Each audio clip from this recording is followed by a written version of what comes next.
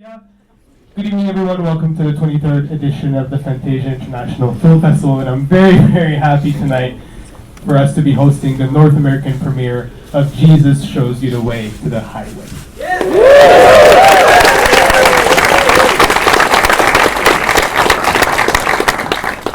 It's a great pleasure to see such a full room. I'm not allowed to pick favorites, but this is one of them in this year's lineup.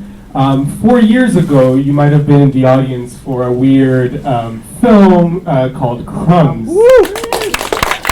And I still remember to this day watching Crumbs in 2015 and trying to figure out what that was. A Spanish-made Jodorowskian epic shot in Ethiopia. It really blew our minds, and it really sort of showed us to a unique talent and someone that we would hope would make great work. Had already made good work and would make great work in the future.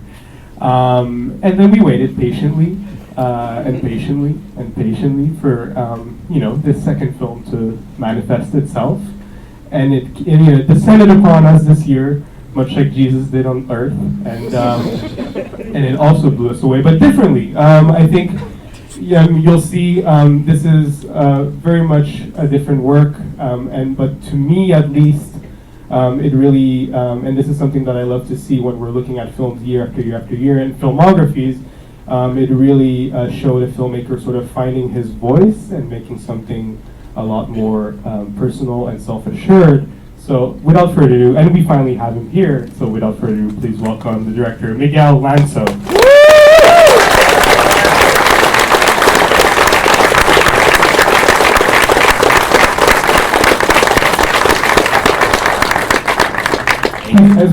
As well as the film's co-producer, Cristian Niculescu.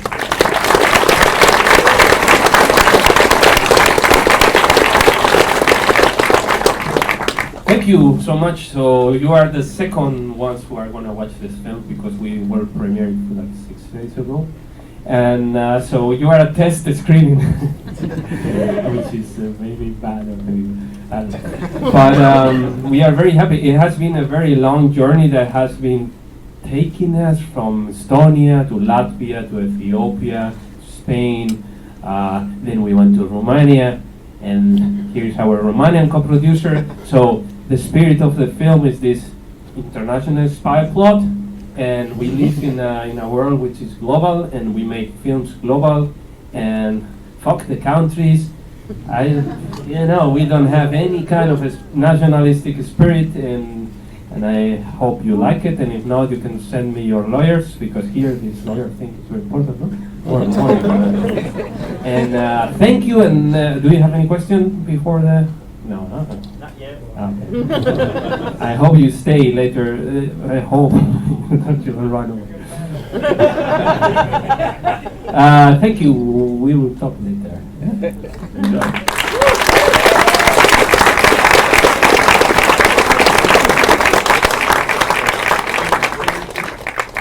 Miguel Llansó.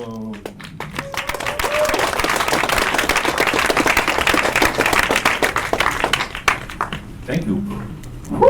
I would like to say first the credits is fucking awesome.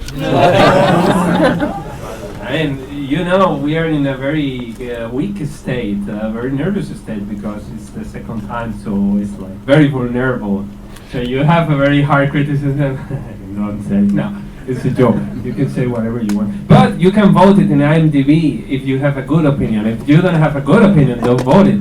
It helps us a lot, to spread the word. Anyway, questions?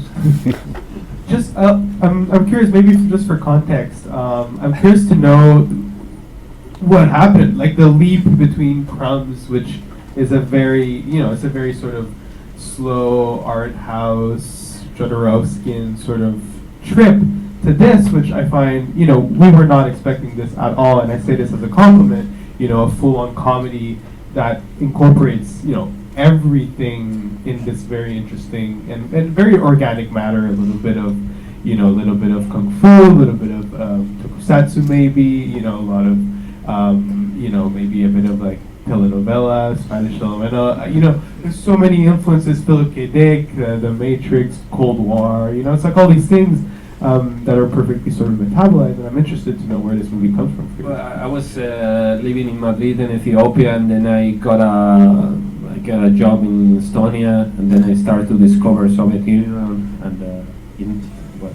and then I planned this film to be made in Ethiopia, but then it was like then the Estonians started to say like maybe we give you money, so it's shit, I have to do something, and so then I started researching, and the two stories were not, melting together, not at all, but maybe they don't, but. I would try to put also I try to make it like more like a spy plot, because I think that nowadays we live in that world where there is I don't say that I'm a conspiracionist, no, right? But that there is a certain level of power that we don't understand, and world mafia, and we are like a small individuals there totally lost. So I found that in Estonia or in Ethiopia or in Spain, the scheme was exactly the same. That people were fucked, and you don't understand anything, and there is kind of some layer of power up there that we also don't understand. So I include all the countries that I know. Because the year is 1997, and we are fucked. Yes. Yeah, the year was very important because I grew up with these machines, the CPC and Amstrad and everything, all these computers. So we believed that the computers were very innocent and naive, but actually were the kind of the seed towards something more complicated, which was Facebook, the computer nowadays. And the computers nowadays are able to analyze human behavior in a scale that we never imagined. So I tried to set the film in that all computers that were really kind of naive, but they were not so naive actually. And the film is actually, the film is incredibly funny, and it's a blast. But I think it's also important to mention that I find it incredibly technically accomplished as well. You're trying a lot of new things here. We're from shooting on film to the stop motion sort of thing. Can you talk a bit about the challenges of Yeah, actually the film, we start shooting in Spain, this is stop motion part. We want to make the half of the film stop motion. Then I took my brother and my friend Ago and my DP, Israel Soane, the one who made Crumbs. And then we start shooting the stop motion because we didn't have any money. We don't have. So let's do a stop motion but with humans, right? So then I animate my brother.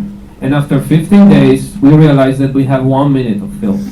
So say, fuck man, we are gonna do this we're gonna deliver the film in 2080 or something.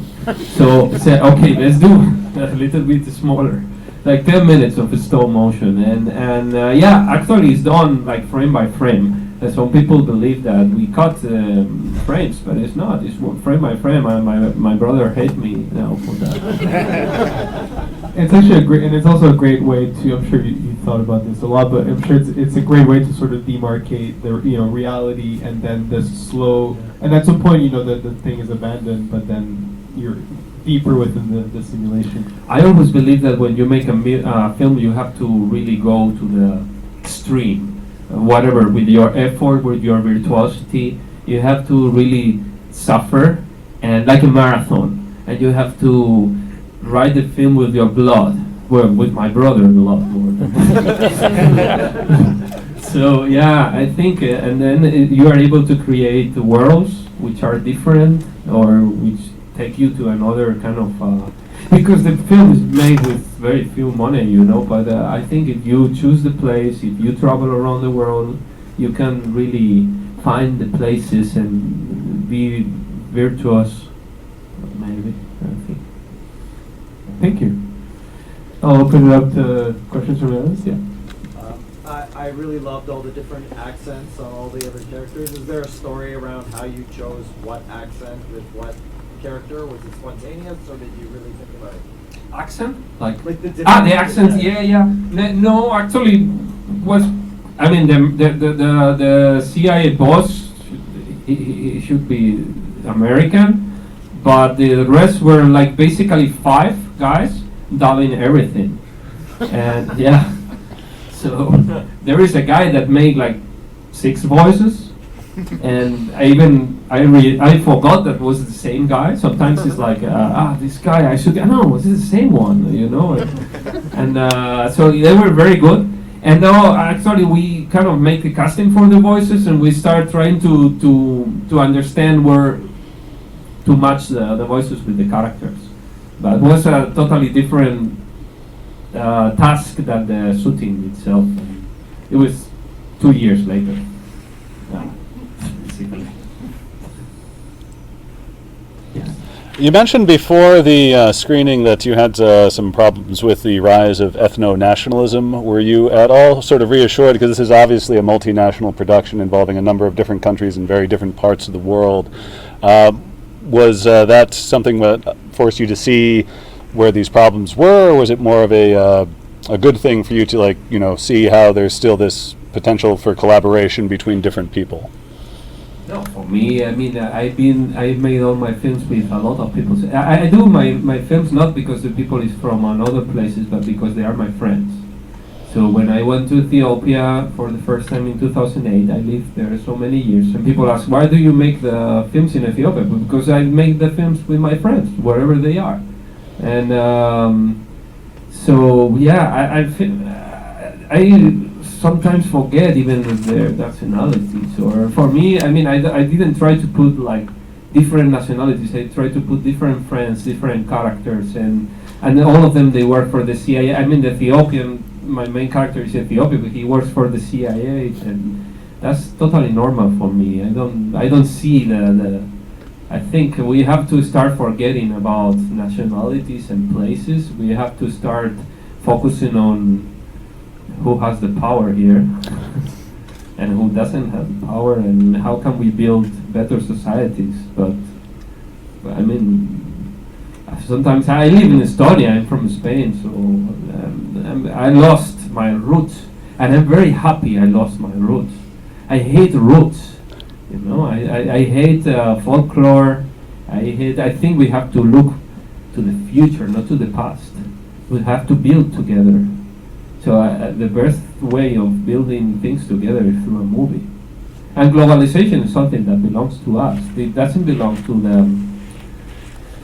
Sometimes people want to get rid of globalization, going back to the identities, right? And I don't believe so. I think we have to take over globalization as persons, not as mass or as companies, but as persons, you know. Yeah. I loved Crumbs when I first saw it, and I've been eagerly awaiting your next film. This was amazing. I'm just wondering if you have any ideas kicking around for your next project. If you have any idea what you might be doing next. The thing is that I make thank you for the loyalty. The thing is that I make the films like in a horror vacui, so I need 25,000 of ideas to put in a film. So okay, I have a plot, I have kind of some ideas, but then I start gathering ideas from stupidities from. So I need probably three years to fill the new film with 3,000 stupidities. It's gonna be difficult. I'm not in a rush, you know. I have my job. I'm a teacher. I'm super happy. I don't have to make bullshit to sell my film, you know. Not at all. I'm super. I take 3 years, take 3 years or 5. I don't give a shit. I don't want to make Hollywood films. I'm fine like that. I want to make friends. But we will be friends.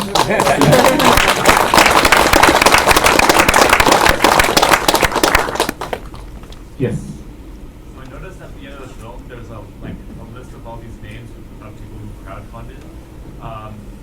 Can you tell me how it started off with a small crowdfunding campaign and how it grew up from there? Yeah, very important. We basically shot this stop motion, And then we gathered some money and we went to Ethiopia and we shoot a proof of concept. And with that proof of concept, we made, this may be useful for filmmakers. We made, with the proof of concept, a campaign, a crowdfunding campaign, supported by basically friends or people that like crumbs and other people. And with that, we got the opportunity to go to Cannes, to Frontiers, actually, Cannes Fantasia project. And we got some other producers. But we make the films very kind of step by step. And I think nobody's going to give you money if you don't show that you are able to do something. So it's very important to shoot a trailer, to shoot a proof of concept, and build the things very slowly, especially when you make a film like that is not very commercial, I think. I mean, you like it maybe, but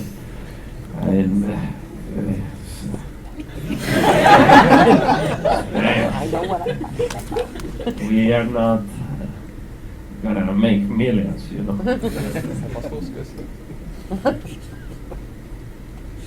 For questions? But How much of the film was written beforehand? Because it has kind of a wild feeling of improvisation, but very structured also.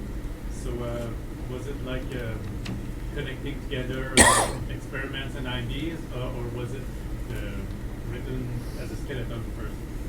no, it was written. This time was kind of written, but then, of course, when you find, we had some places in mind in Ethiopia, because all the team will live there and in Estonia. But I think the film has basically like 30 drafts, yeah, so 40 or something. So basically, every time we were visiting some place, we were changing the script. This place is incredible. But that was before the shooting, because we were.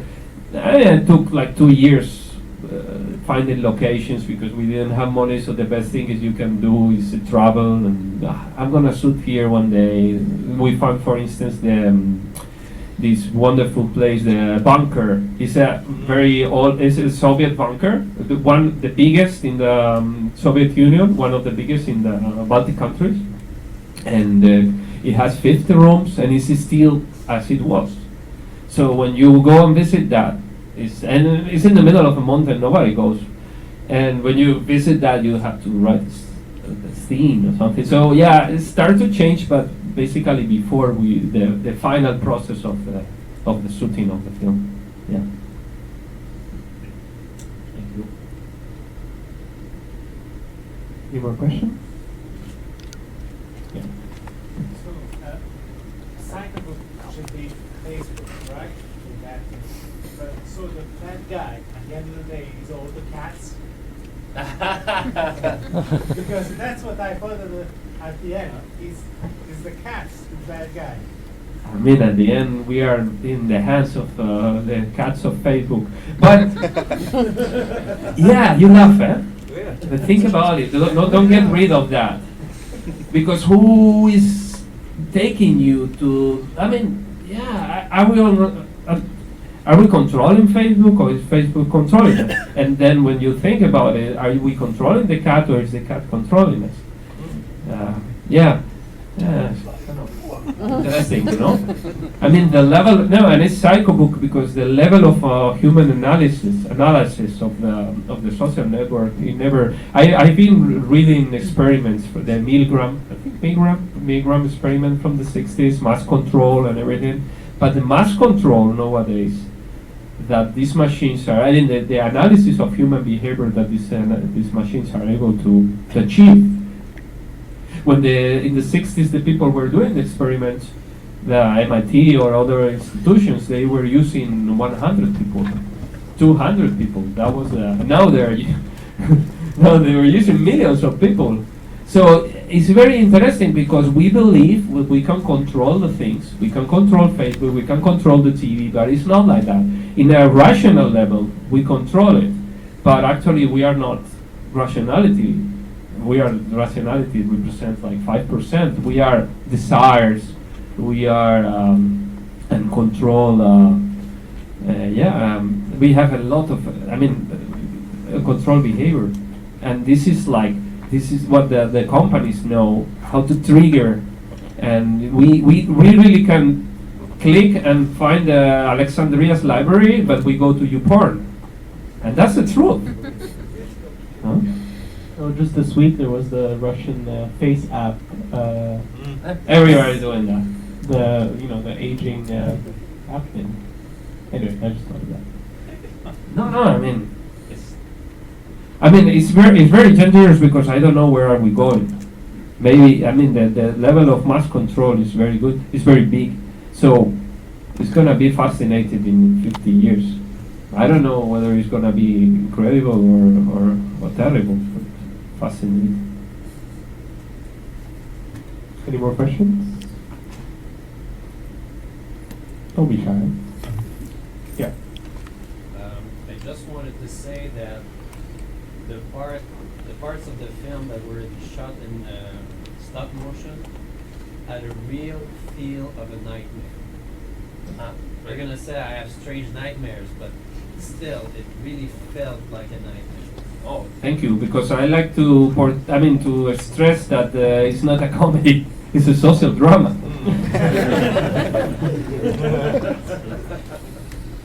Thank you that you, for feeling it. Yeah. Adding on to what was just said, indeed, I agree, and the masks kind of made it even more creepy. What inspired you to?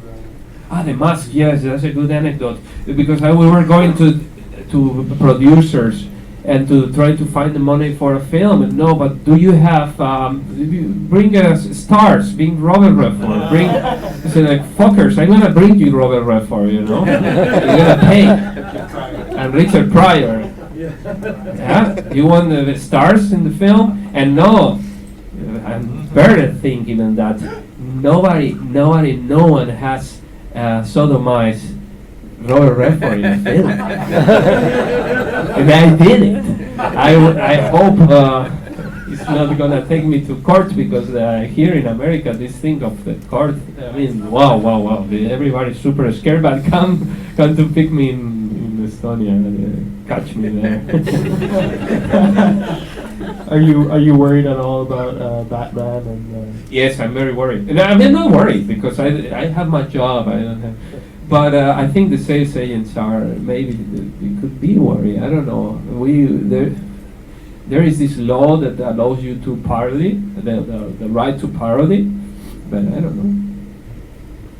We will see. But visit me in jail. That would be fantastic. It would be so ridiculous. Like, this guy's in jail just because he used a Batman, whatever, like costume from a Chinese shop, you know? It's like, yeah, I'm in jail because of that. That would be so ridiculous. Fantasia 2021, you can like sneak your next film in a cake out of jail with us, and we'll screen it happily. That's all the time we have. Thank you so much. And give it a once more.